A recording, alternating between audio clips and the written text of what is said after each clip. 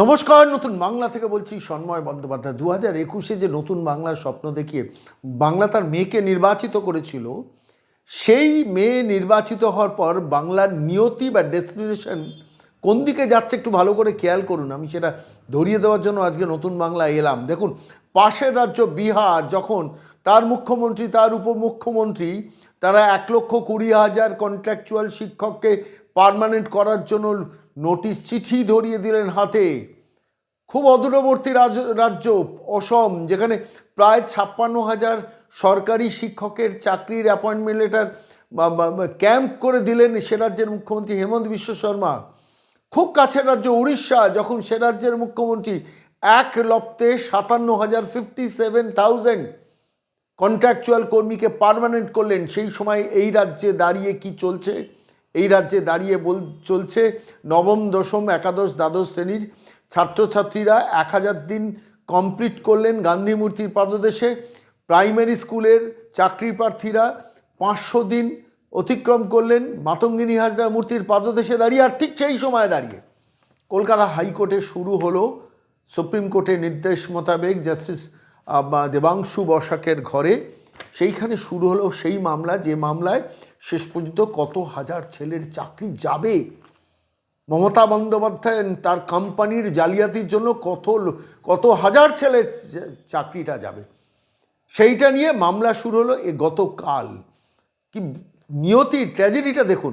অসম 56,000 ছেলেমেয়ের নতুন চাকরি দিল, 57,000 কন্ট্রাকচুয়ালকে কনফার্ম করলো পাশের রাজ্য উড়িষ্যা, 1,20,000 কন্ট্রাকচুয়াল শিক্ষককে পার্মানেন্ট করলো বিহার। আর পশ্চিমবঙ্গে সেই সময় কত হাজার ছেলে চাকরি যাবে তার জন্য মামলার ফাইনাল হিয়ারিং শুরু হলো জাস্টিস দেবাংশু বসাকের ঘরে। খুব ইন্টারেস্টিং, জাস্টিস দেবাংশু বসাকের এই ঘরে 6 মাসের মধ্যে এই রায়টা, ডিভিশন বেঞ্চের এই ঘরে 6 মাসের মধ্যে আলটিমেটলি যে রায়টা বেরোবে সেই রায়টাই ফাইনাল ধরে নিতে হবে। কেন, সুপ্রিম কোর্টের নির্দেশ মোতাবেক তারা কমপ্লিট হিয়ারিং করবেন এবং 6 মাসের মধ্যে তার কমপ্লিট রায়টা দিয়ে দিতে হবে। তারপর সুপ্রিম কোর্টে গিয়েও খুব বেশি লাভ হবে না, কেন সুপ্রিম কোর্টের নির্দেশ মোতাবেক এই কলকাতা হাইকোর্টের চিফ জাস্টিস এই বেঞ্চটা তৈরি করেছেন। আমি এই বেঞ্চে যখন গতকাল প্রথম শুনানি হলো, একদম প্রত্যেকটা মিনিটে মিনিটে নজর রাখছিলাম কি খবর আসে সেখান থেকে। জাস্টিস দেবাংশু বসাক সেই যখন হিয়ারিংটা হচ্ছিল, সেই হিয়ারিংয়ের মধ্যে দুজন হিয়ারিংয়ে পার্টিসিপেট করলেন।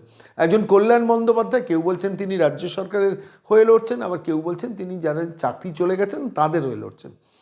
যাদের চাকরি চলে গেছে যারা সরকার একই মোটামুটি, মানে সরকার এদের বাঁচানোর জন্য হয়তো কল্যাণ বন্দ্যোপাধ্যায়কে ডেপুট করে দিয়েছেন, সেটা তো একটা দিক। দ্বিতীয় হচ্ছে আইনজীবী বিকাশ রঞ্জন ভট্টাচার্য, তিনিও কিছুক্ষণের জন্য অংশগ্রহণ করেছেন। আগামীকালও বোধহয় তার হিয়ারিং হবে, কবে হিয়ারিং হবে জানি না, 2-1 দিনের মধ্যেই হয়তো হিয়ারিং হবে। আমি নজর করছিলাম যে ইন্টারেস্টিং, জাস্টিস দেবাংশু বসাক এই মামলা চলাকালীন দুটো খুব ইম্পর্টেন্ট অবজারভেশন দিয়েছেন।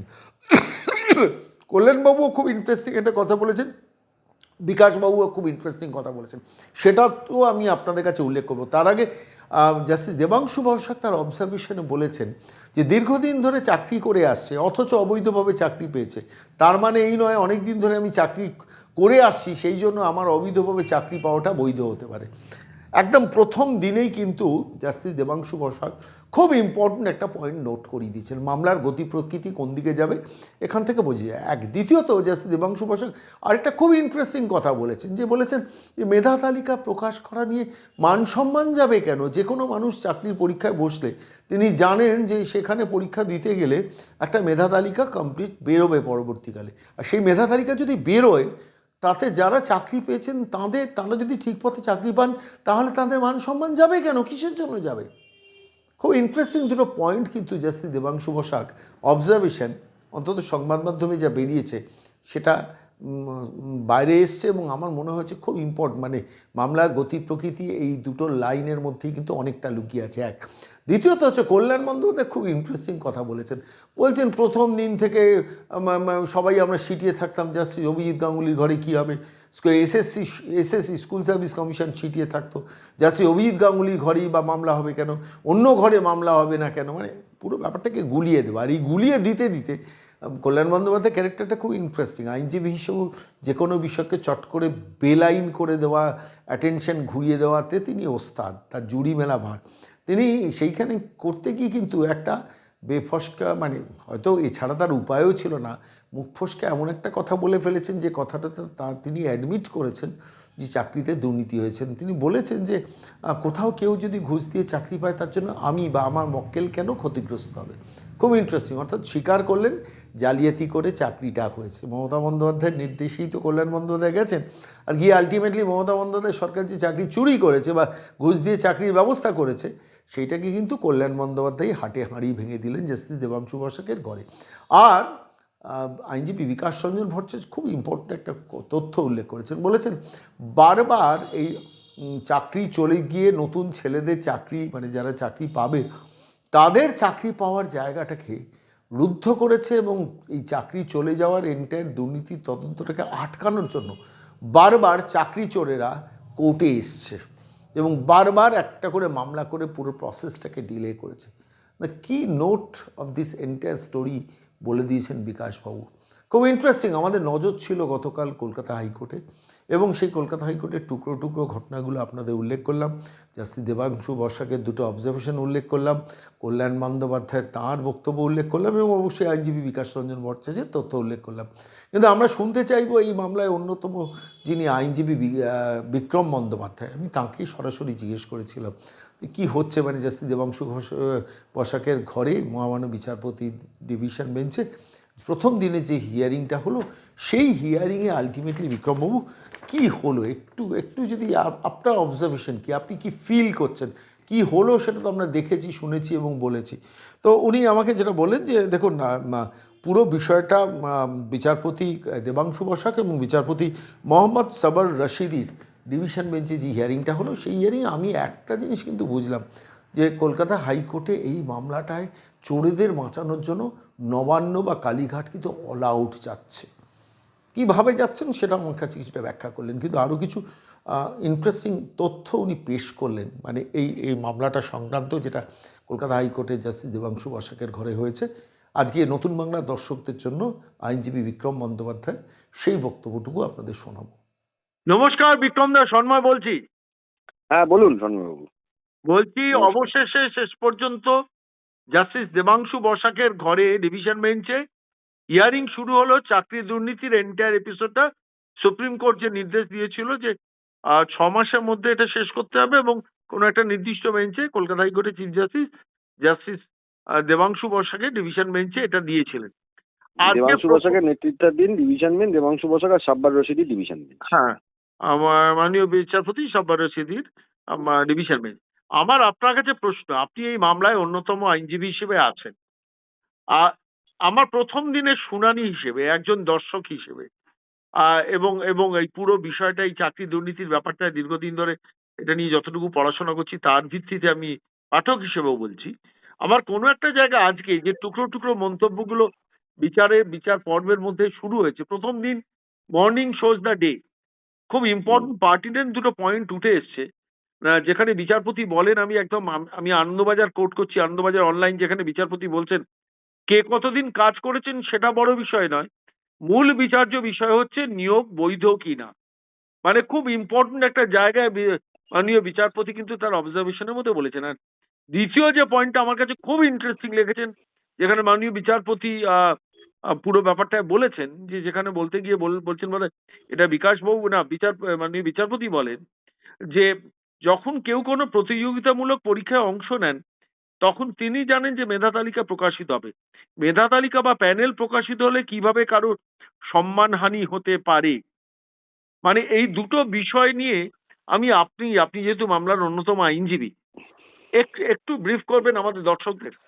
দেখুন, আমাদের তরফ থেকে আজকে কোর্টের কাছে সাবমিশন করা হয়েছিল যে এই অ্যাপয়েন্টমেন্টস গুলো ইলিগাল। তার কারণটা অনেকেই জানেন এবং এটা অন রেকর্ড যে ভুয়ো নিয়োগ হয়েছে এবং রেকমেন্ডেশন যেগুলো স্কুল সার্ভিস কমিশন থেকে গিয়েছিল, স্কুল সার্ভিস কমিশন জানিয়েছিল তাদের এফিডেভিটে যে তারা সেই রেকমেন্ডেশন করেনি, রেকমেন্ডেশনগুলো ভুয়ো।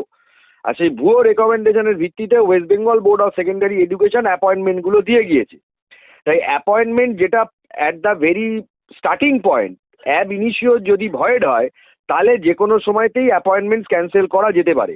তিনি কত বছর চাকরি করছেন না করছেন তাতে কিছু যায় আসে না।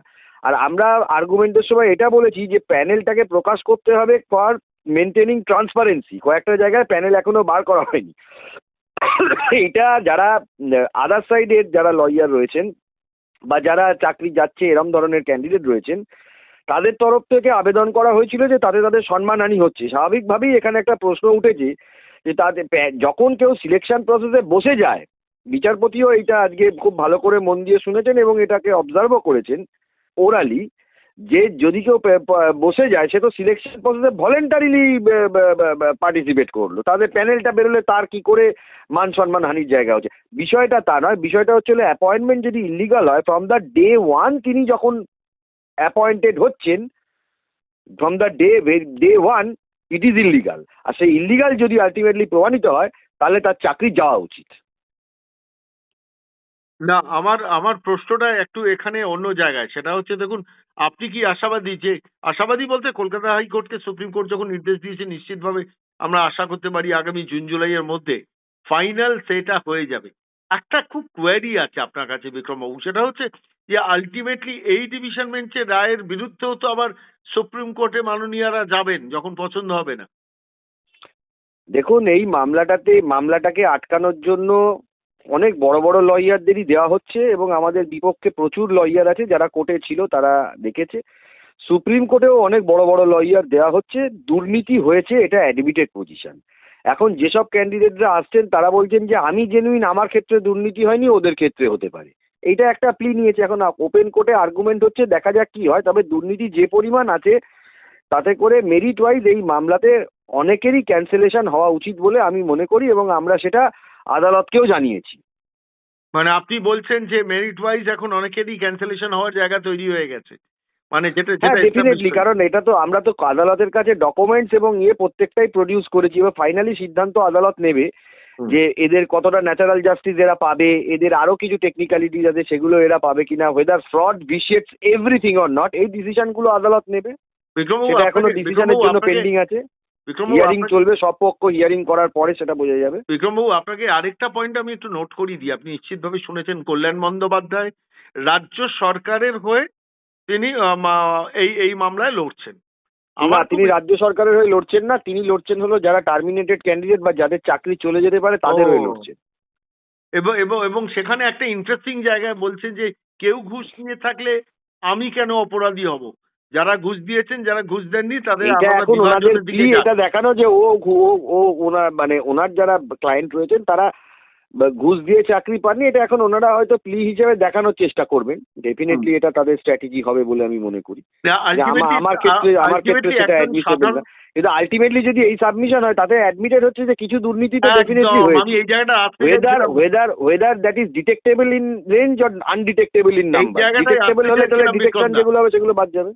আলটিমেটলি এই জায়গাটা আসতে চাইছিলাম, অর্থাৎ সেক্ষেত্রে কিন্তু কল্যাণ বন্দ্যোপাধ্যায়ও স্বীকার করলেন যে কিছুটা দুর্নীতি হয়েছে, আমাকে বাঁচাও কেন, আমি দুর্নীতি করিনি। এরকম একটা অ্যাঙ্গেল থেকে তিনি আজকে সওয়ালটা করলেন, আমি যতটুকু বুঝেছি বাইরে থেকে। হ্যাঁ, এটা একটা উনি বোঝানোর চেষ্টা করেছেন।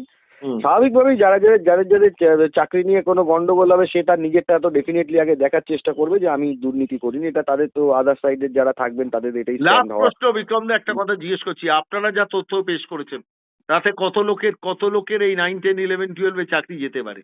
দেখুন, আমরা তো প্রায় ধরে রাখুন 600 গ্রুপ ডিতে, 300 গ্রুপ সিতে, যে 600, 700, 800, 900 আর ধরুন 9, 10, 11, 12 মিলিয়ে আরো ধরুন 6খানেক।